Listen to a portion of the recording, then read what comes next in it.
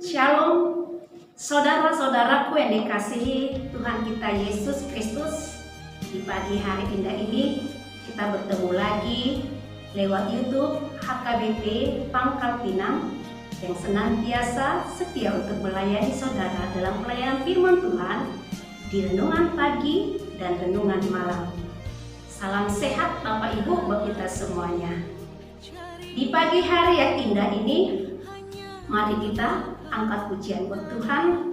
Kita bernyanyi dari buku nyanyian HKBP nomor 826 dengan firman-Mu.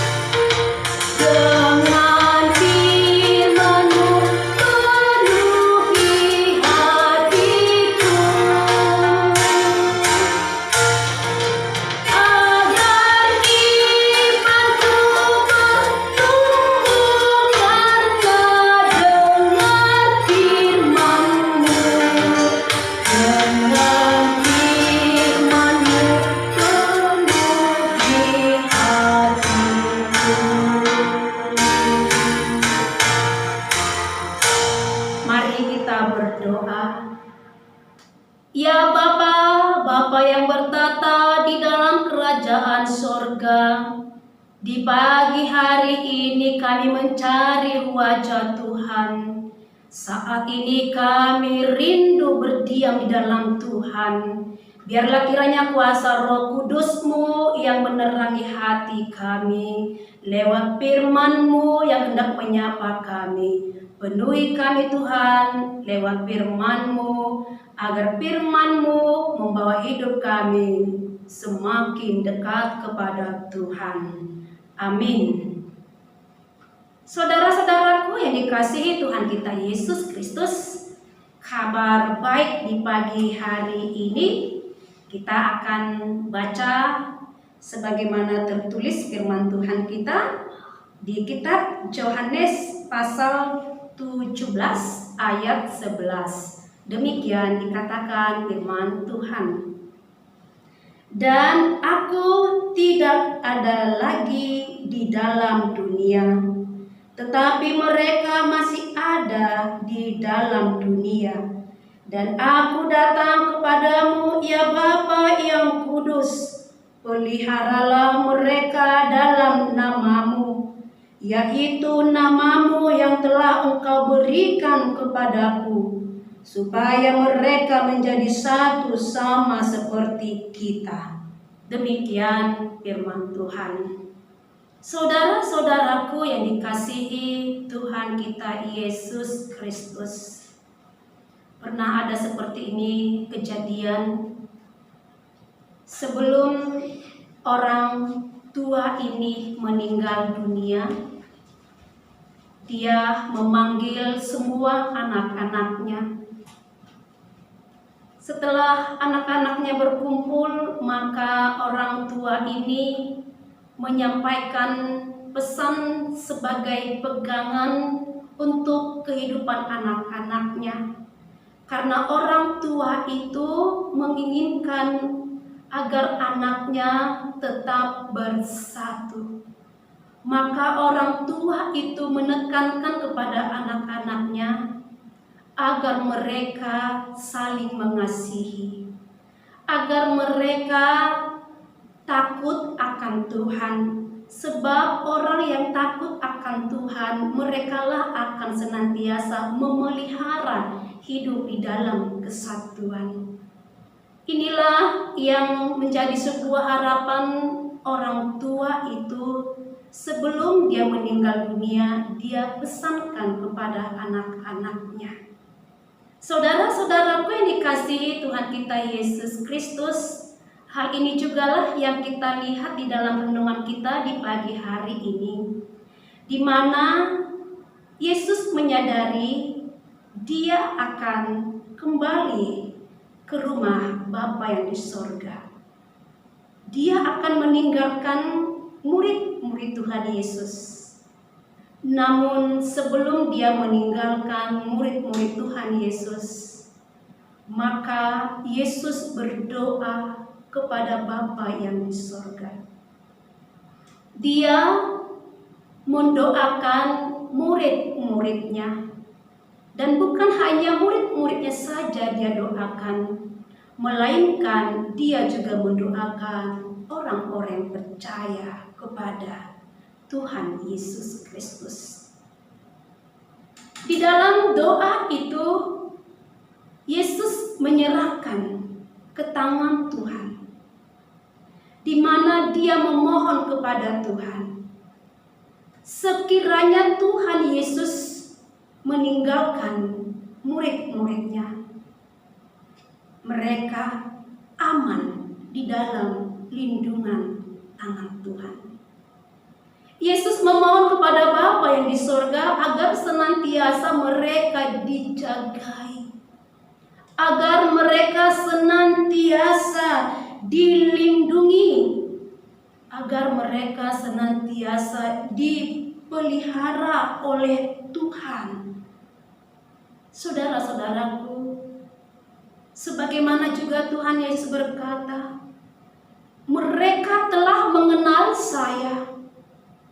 Atas mereka telah mengenal saya, maka mereka telah mengenal Bapa yang di sorga. Bukankah Yesus berkata, engkau yang telah mengutus aku, apa yang telah kau sampaikan kepada aku telah kusampaikan kepada murid-muridku ini, atau kepada orang yang ada di dunia ini. Mereka telah mengenal engkau. Oleh sebab itu, peliharalah mereka, jagailah mereka. Karena Yesus meyakini orang-orang percaya akan aman di tangan Tuhan. Atas pemeliharaan Tuhan kepada orang-orang percaya, maka mereka menemukan sebuah kehidupan sebagaimana yang diinginkan oleh Yesus Kristus, agar murid-muridnya tidak jatuh ke tangan si jahat. Maka dengan itu, saudaraku, tujuan utama dari doa penyerahan Yesus kepada Bapa yang di sorga, agar mereka hidup bersatu atas pemeliharaan Bapa yang di sorga. Inilah tujuan dari doa penyerahan Yesus kepada murid-muridnya di hadapan Tuhan, agar murid-murid Tuhan Yesus atau orang-orang yang percaya kepada nama Tuhan Yesus Kristus, agar senantiasa setia dan memelihara hidup di dalam kesatuan hati. Bapak Ibu, saudara-saudaraku yang dikasihi Tuhan kita Yesus Kristus, lewat renungan ini ada beberapa hal yang menjadi sebuah pegangan di dalam kehidupan kita. Satu hal dinyatakan Tuhan,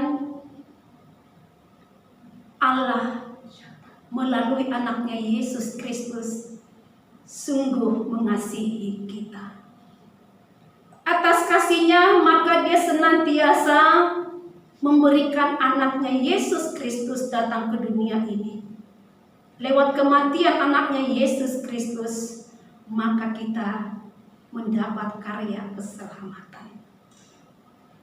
Saudaraku yang dikasihi Tuhan kita Yesus Kristus, hal inilah yang mau kita hidupi dalam kehidupan kita. Sebagaimana tadi tujuan dari doa Yesus kepada Bapa yang di sorga, agar hidup di dalam kesatuan hati. Dan inilah tugas kita Bapak Ibu. Mari ciptakan hidup di dalam kesatuan hati, yaitu meneladani karakter Yesus atau karakter Bapa, yaitu hidup di dalam kasih. Sebab orang-orang yang mengasihi Tuhanlah yang memelihara kesatuan. Sebab orang yang mengasihi Tuhan kita Yesus Kristus, maka dia akan melakukan kasih kepada sesama manusia. Barang siapa hidup di dalam kasih, maka dia akan melihat kedamaian. Dan barang siapa yang mencintai hidup dalam kedamaian, maka di sana kerajaan surga ada. Kedamaian itu adalah lambang surga, saudaraku. Maka saudara-saudaraku, ciptakanlah hidup di dalam satu hati. Saudara-saudaraku yang dikasihi Tuhan kita Yesus Kristus, lewat khotbah atau renungan pagi ini, kita juga hendak meneladani gaya berdoa Yesus Kristus, yaitu mendoakan orang-orang yang percaya. Dan hal inilah yang menjadi teladan dalam kehidupan kita. Mari saudaraku, buatlah dalam kehidupan kita ini berdoa kepada Tuhan. Bukan hanya mendoakan diri kita saja, bukan hanya mendoakan untuk kepentingan keluarga kita saja, melainkan mari doakan orang-orang yang di sekelilingmu sebagai penunjang dalam kehidupan kita. Saat ini kita dituntut berdoa buat bangsa dan negara kita agar dunia ini juga dipulihkan dari COVID-19. Saudaraku yang dikasihi Tuhan Yesus Kristus, dan kita juga harus mendoakan saudara-saudara kita yang telah banyak mengalami penderitaan dan banyak kehilangan nyawa oleh karena COVID-19 ini. Dan kita juga harus mendoakan saudaraku orang-orang yang berdampak akibat dari COVID-19 ini. Saudaraku, dalam kondisi saat ini kita teladani pola doa Yesus Kristus, yaitu mendoakan orang-orang di sekitar kita. Karena kita yakin dan percaya lewat doa kita maka orang-orang akan ditopang, saudaraku. Yakin dan percayalah doa kita akan bekerja kepada orang-orang yang kita doakan. Saudara-saudaraku yang dikasihi Tuhan kita Yesus Kristus, lewat renungan ini, mari milikilah sebuah keyakinan. Sebagaimana tadi harapan Tuhan Yesus, barang siapa dilindungi oleh Tuhan, maka hidupnya akan memperoleh sukacita. Hal inilah yang kita rasakan dalam kehidupan kita. Serahkanlah hidup kita kepada Tuhan. Sebab orang yang menyerahkan hidupnya kepada Tuhan, maka dia akan aman di dalam tangan Tuhan. Hidupnya akan terjamin. Saudaraku, bukan berarti aman di dalam tangan Tuhan tidak menghadapi tantangan, bukan.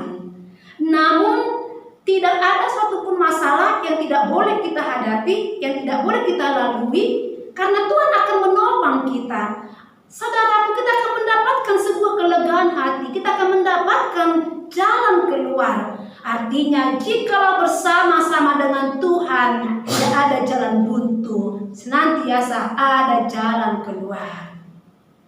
Saudara yang dikasihi Tuhan kita Yesus Kristus, mari cintailah hidup di dalam kasih Kristus. Amin. Kita bernyanyi dari Kidung Jemaat nomor 344, Ingat akan nama Yesus.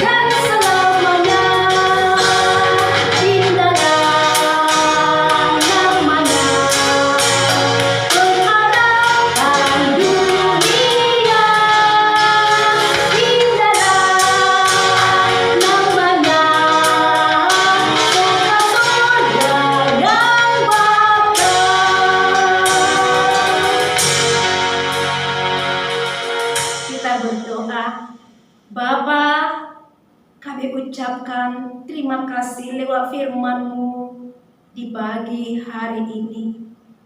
Engkau sungguh mengasihi kami. Kami imani akan firman-Mu. Kami aman di dalam pemeliharaan Tuhan. Ya Bapa, curahkanlah kuasa Roh Tuhan bekerja di dalam hati kami, agar apa yang kami lakukan di dalam kehidupan ini menyenangkan hati Tuhan.